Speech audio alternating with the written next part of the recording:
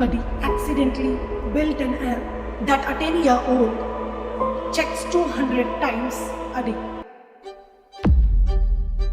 That's not a bug, that's the business model. Every platform on your phone has one job: not to inform you, not to connect with you, to hold you. The scroll never ends because it isn't supposed to.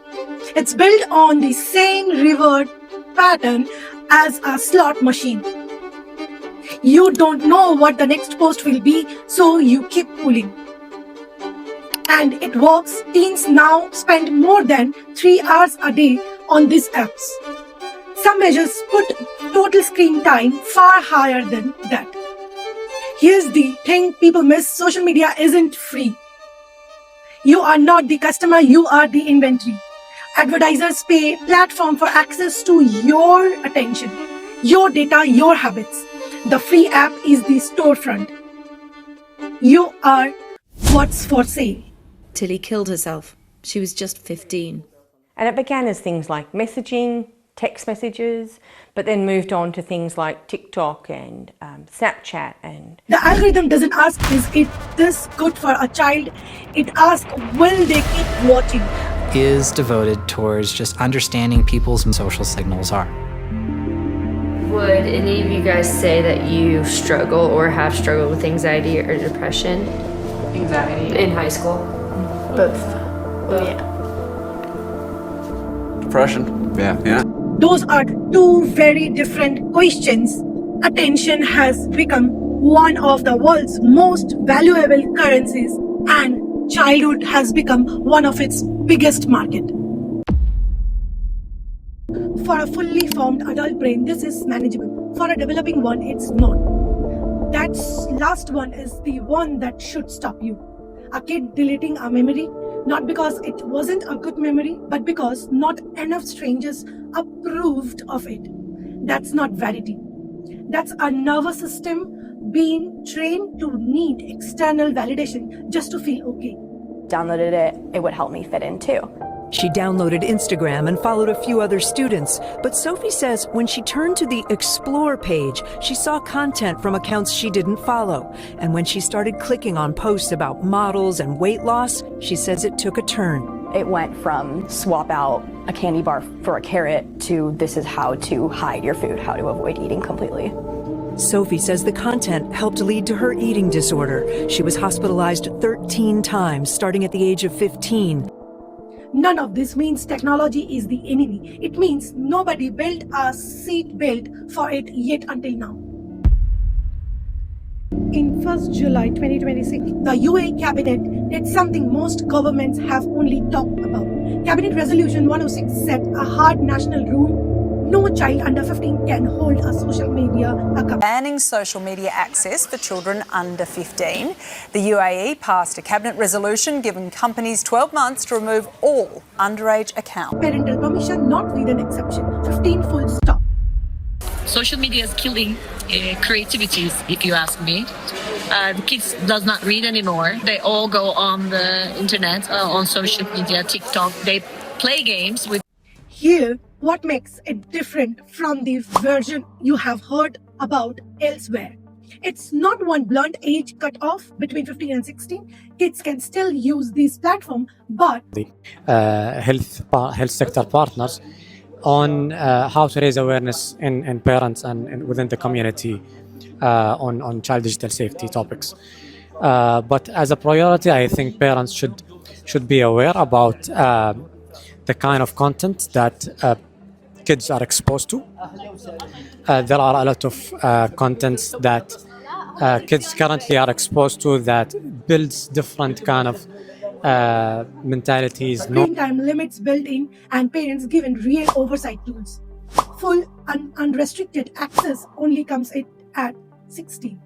In Australia, because in a few hours' time, the social media ban for children under the age of 16 will come into effect. There, into that briefing, officials involved in drafting the law have said the age of 15 wasn't arbitrary. It was chosen because that's the stage where a child's ability to reason and self-regulate is still developing. and most in need protection. And it goes farther than most people realize. Platforms are required to verify a user's age using AI or ID card checks, but they are legally banned from keeping that biometric data afterward. Verify then delete. Not a surveillance tool, a gate, not a database.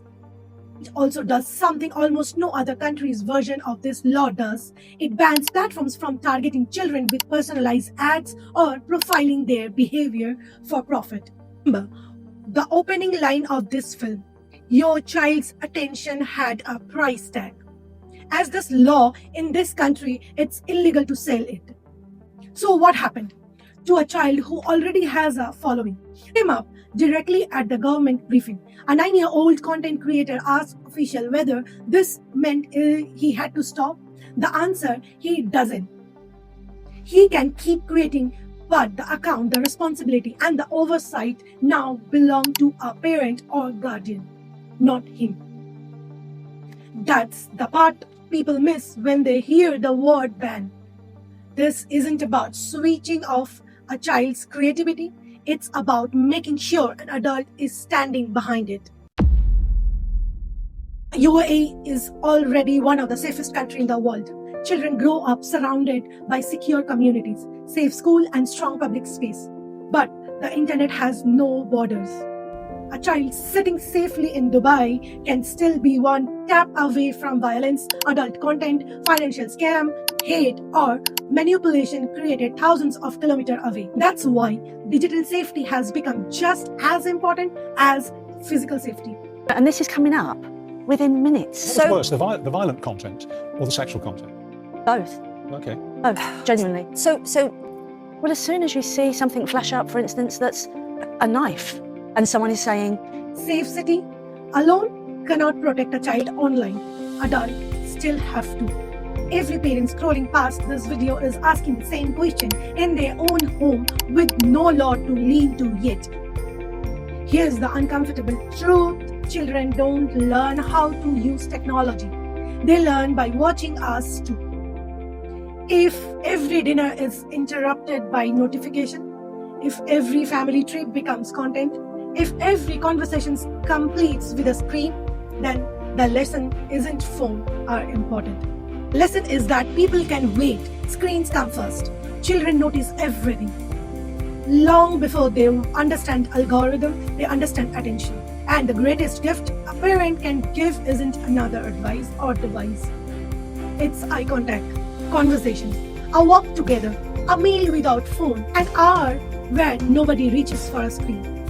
Sometimes putting your own phone away is the most powerful form of digital parenting. Australia, Indonesia, Malaysia, Turkey, France, the United Kingdom, different countries, different culture, one shared conclusion. Children deserve stronger digital protection. The UAE had already started preparing for this shift. Earlier, it introduced a national advertising permit for creators promoting products or services, as should be some limitation for creators, influencers who are posting anything online, because the message was simple. Influence carries responsibility. Now that same principle extends even further to protecting children online. The scariest part was never the phone, it was that nobody was asking who it was built for. Now at least in one country, someone finally did. The future of childhood will never depend on one law, on all of us. Parents who choose conversation over notification, schools that teaches digital literacy as seriously as mathematics, government that continue updating laws as technology evolves, technology companies that design products for children's well-being, not only engagement, content creators who remember that young people are watching even when our videos aren't made for them, and every adult who understands that protecting childhood doesn't end when a child walks through the front door, because today the playground fits inside a pocket, and every swipe helps shape the adult they become. The question isn't whether children will inherit the digital world, they will. The question is what kind of digital world we choose to leave behind.